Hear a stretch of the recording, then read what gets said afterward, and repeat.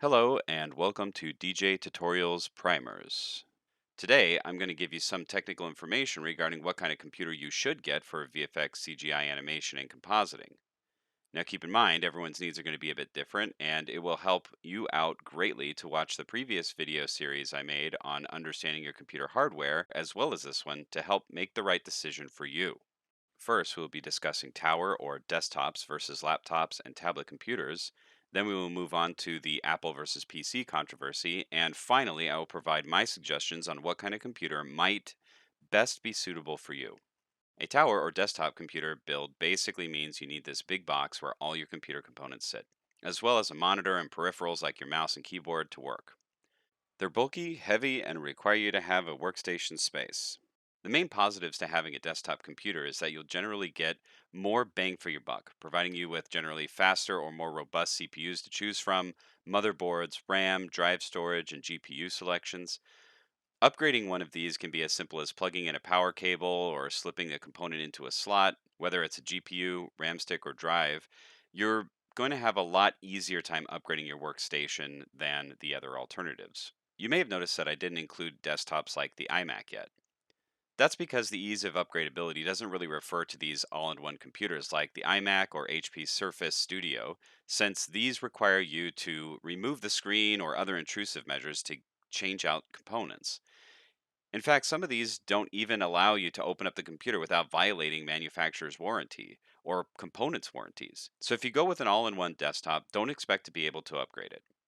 They can be a more bang for your buck option considering the fact that the screen is built in. However, since the screen conducts a lot of heat and the components do as well inside such a small space, all in one options tend to have less powerful components as the tower setup and command very high prices for anything comparable.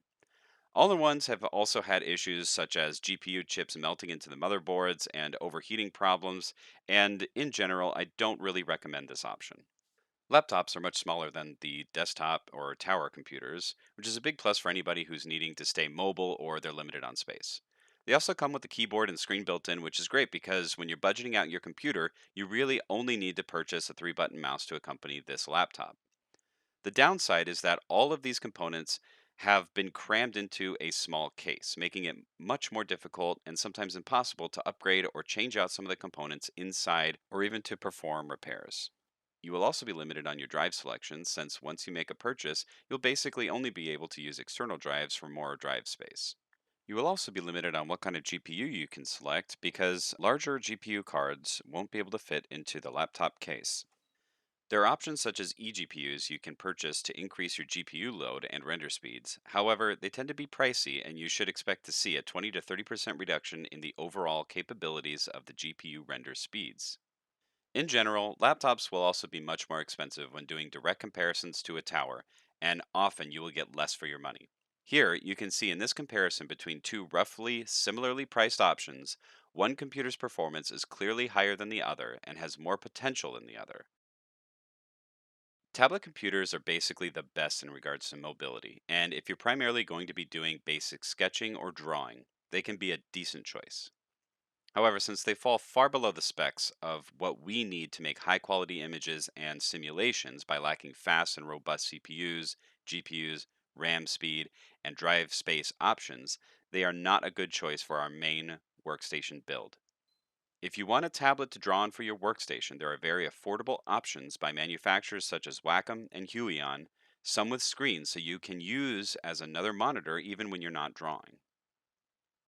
Okay, now here's where we get into the heavy stuff. And yes, I expect to see a lot of comments or arguments about this topic, which is Apple versus PC.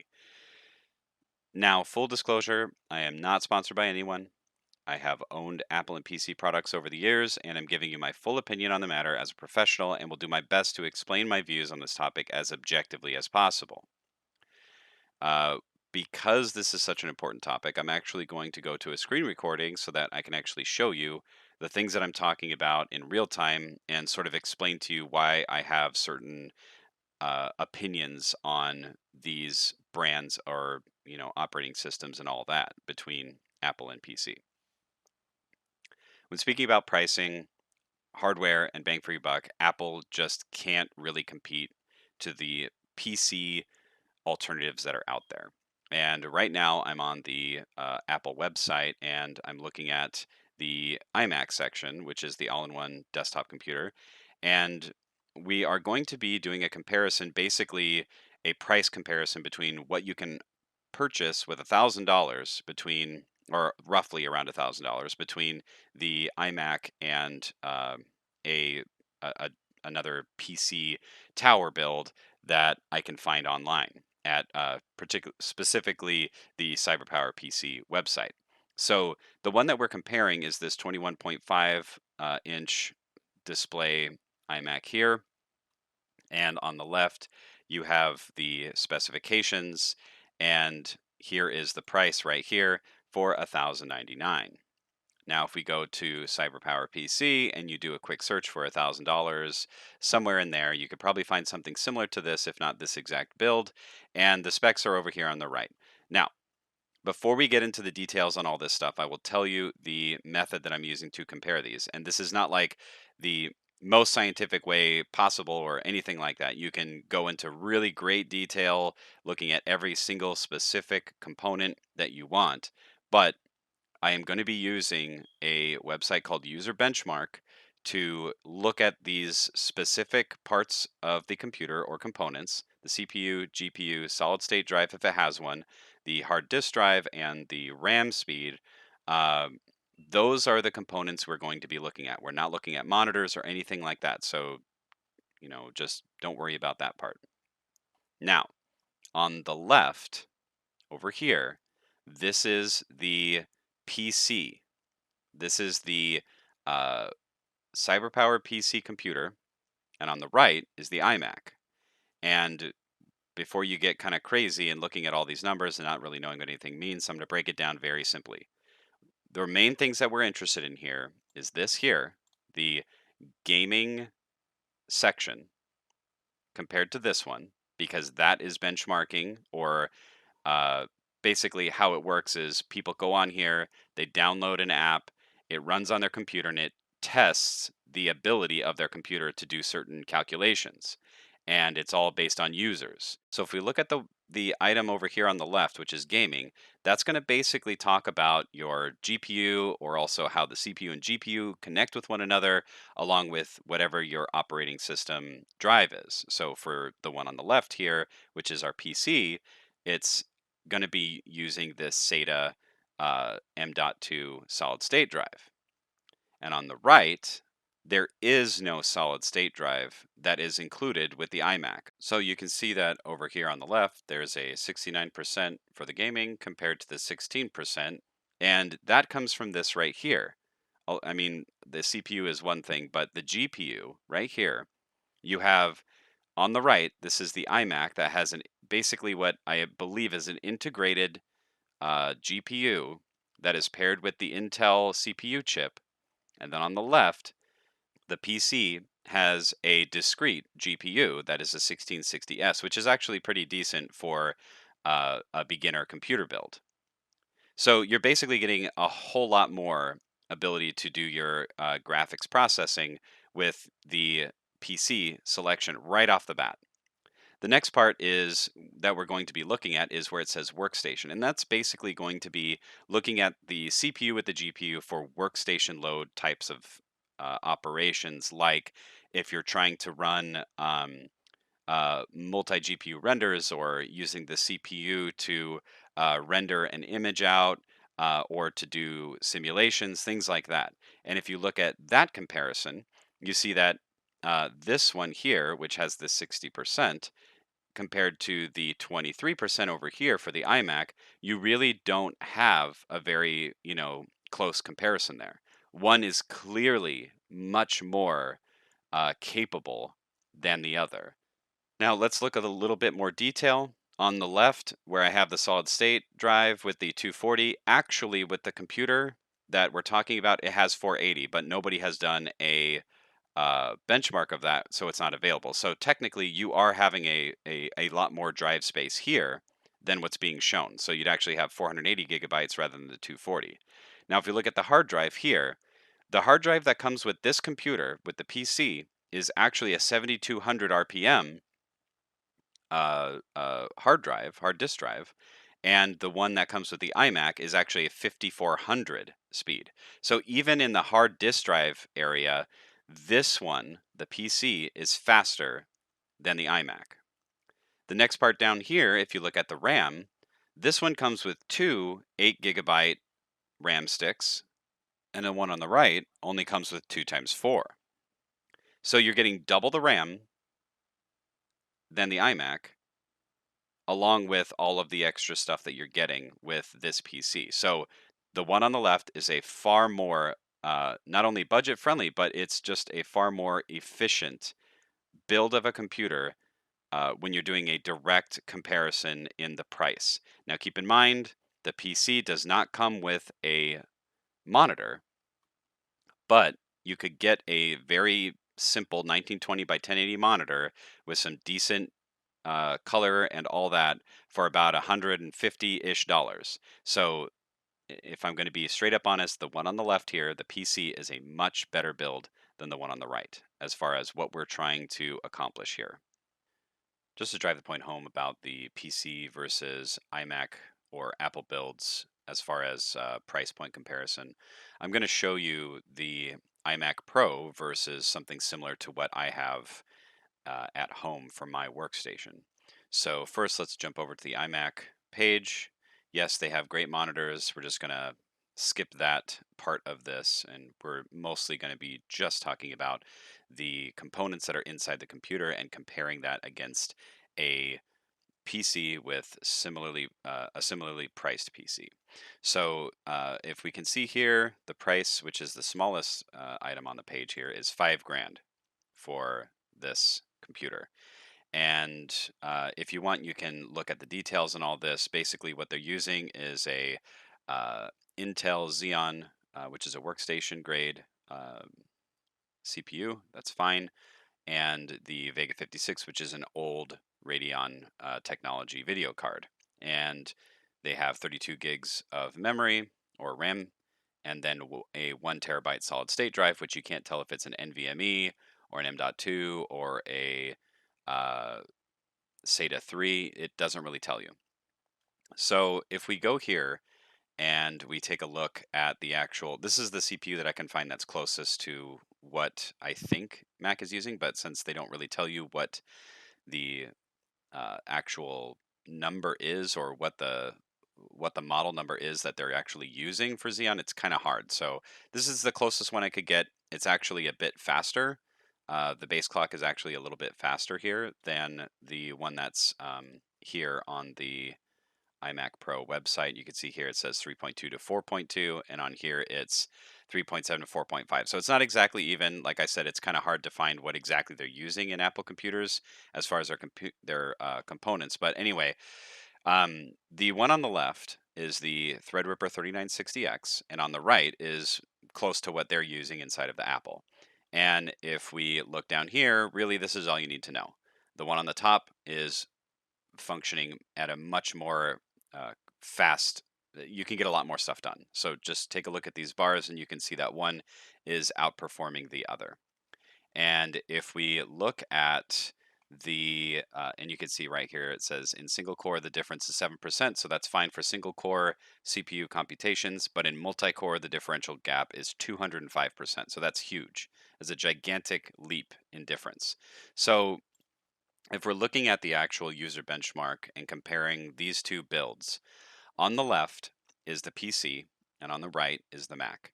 And the workstation CPU really isn't being, there hasn't been any benchmarking, so I had to just pick a desktop that's close. It's fine because for the purposes of this comparison, it's relatively the same. The percentages might be a little bit higher, but it won't reach really even close to what we're seeing here. You have a huge gap in difference when you look at the amount you can do on the left here versus the one on the right. And you can get a build kind of similar to this for around, I would say, 4,300 versus the $5,000 iMac. Now, let's take a look at some details. Obviously, the CPU, we already went over that. The GPU, this is a newer card compared to what they're using. And this is the one that I have in my computer. I actually have two of these Radeon 7s. Um, This is the NVMe M.2 SSD, so that's a 1 terabyte versus I am giving them the benefit of the doubt that they're using the NVMe M.2 as well, so I'm just giving them the benefit of the doubt there. But you'll see here, this also includes a 3 terabyte hard disk drive, and the iMac actually does not. I have it as a copy from baseline, but really it doesn't have a hard disk drive for your extra storage space. So you're only getting 1 terabyte of space on the iMac Pro. The next part, when we look at RAM, we have 64 gigs of RAM of 3200 speed RAM versus theirs, which this is actually not correct because the iMac uses, if we look here, 266 megahertz of error correcting memory, which really that's not a big deal. It's fine. They tend to be a little bit more expensive, but again, giving them the benefit of the doubt. Let's just say they had a 3600 speed, megahertz speed set of RAM in there. It's still 32 versus 64. So you're getting on the left here, you're getting a much better deal for your money. And I went ahead and also checked on the website CyberPower PC and just did a really, really quick build.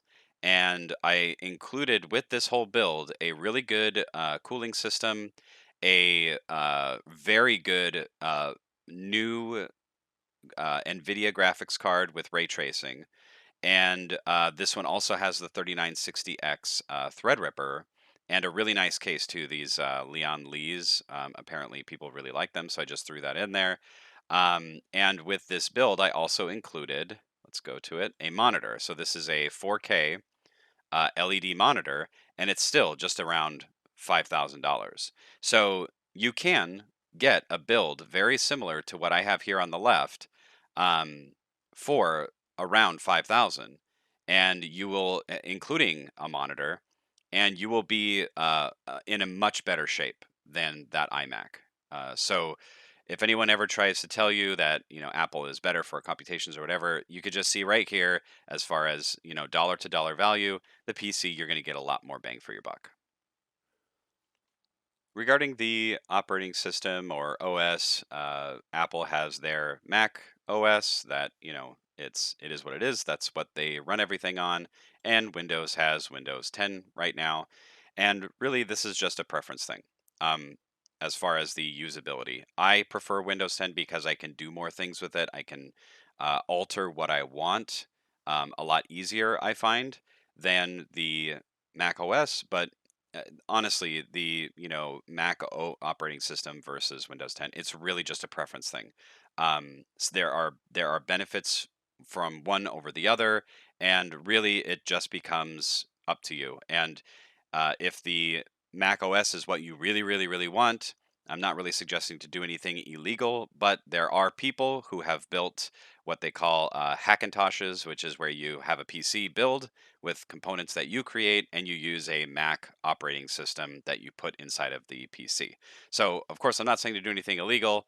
I don't do this type of thing, but that's a kind of thing that has been done because some people really like the Mac operating system for whatever reason, but they really don't like buying the Apple computers themselves. So they do that. Again, I'm not really condoning that you do these things because they are not technically legal, but it's really up to you on what you want to do and if you want to kind of go there. Um, Now, I will say this about the Mac OS and a possible reason why you would not want to go with that operating system. And it's because there's actually an issue with how the operating system deals with Blender. And I ran into this question or this issue back in 2017.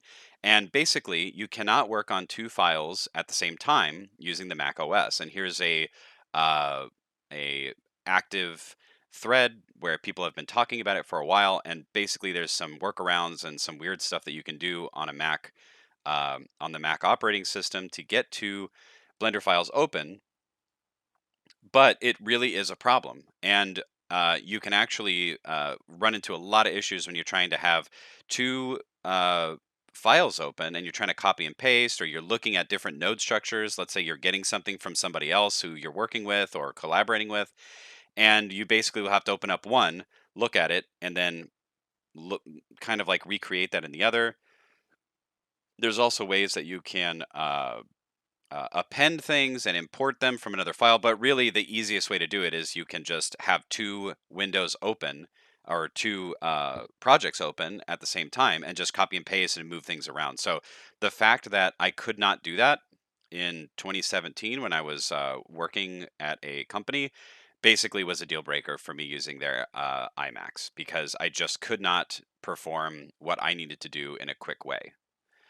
One of the other issues that you're going to run into when it comes to buying an iMac or a Mac uh, system in general is you really need this third button and wheel here to make things easy inside of Blender in the viewport. And the Apple has decided that what they are going to do is go for, I guess, some function or whatever over some of the things. I don't really know how to explain this, but it would make if you ever have used one of these, it kind of makes sense.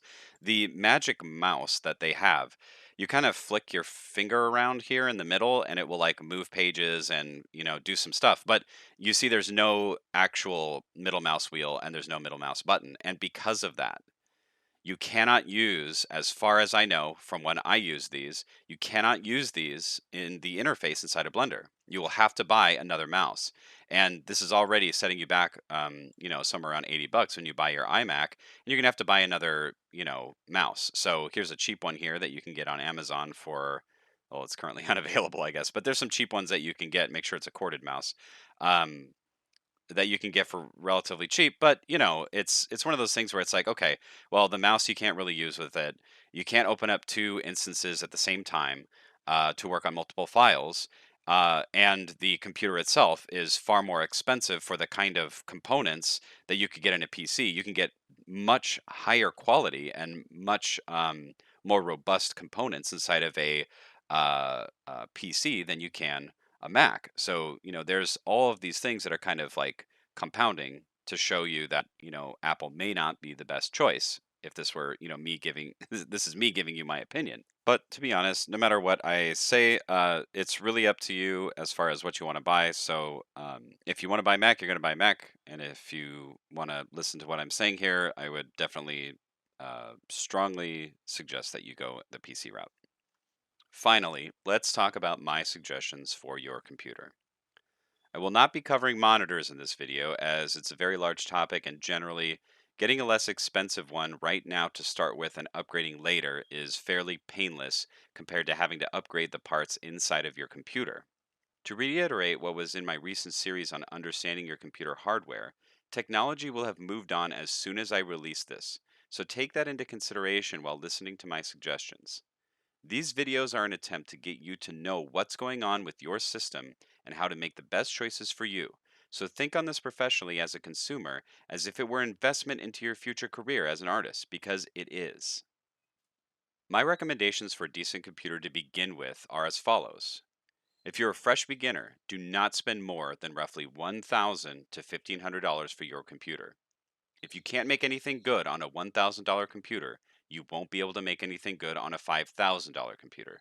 So don't overcompensate by having technology you don't know how to use and you don't particularly need. You should get at least a CPU that has 6 core, 12 thread, or an 8 core non hyper-threaded CPU. The GPU should have 8 gigabytes of VRAM and be 3 years or newer, or you can option for the NVIDIA 1660 or 1660 Ti. Keep in mind that the NVIDIA 1660 and Ti option only has 6 gigabytes of VRAM. Make sure you have at least 16 gigabytes of RAM. For your drives, you will want at least a 250 gigabyte NVMe or SATA SSD and a 1 terabyte hard drive for your storage space. Make sure that when you're selecting your computer that if you need it to be Wi-Fi enabled that it has that option. You may also later purchase a PCIe Wi-Fi adapter if you find that the computer you got doesn't have a Wi-Fi signal integrated. Don't feel restricted to Amazon or Costco either. Although these are decent places to find a good deal, CyberPower PC and iBuyPower are two examples of computer manufacturers where you can make selections and customize items like cooling, the case, RAM, GPUs, and drives to fit what you can afford and what you're looking for. You can also bundle a lot of other peripherals like monitors, Wi Fi adapters, a mouse, and a keyboard to make it fairly easy to do a one stop shop to get you up and running as fast as possible. I'm thinking of making a video specifically on how to do custom builds using these websites, so let me know in the comments below if you would like to see that. One last suggestion here. Look online for current coupon codes. You can save quite a bit of money by doing a quick Google search. Hopefully, this video, along with the previous series on understanding your computer components, has helped you prep for knowing what you need to do to get started with digital art and visual effects, animation, and modeling. If you like this video and would like to see more, please be sure to subscribe and hit the like button and make sure to click the little bell icon for notifications for when a new video has been released. And I will see you next time on DJ Tutorials.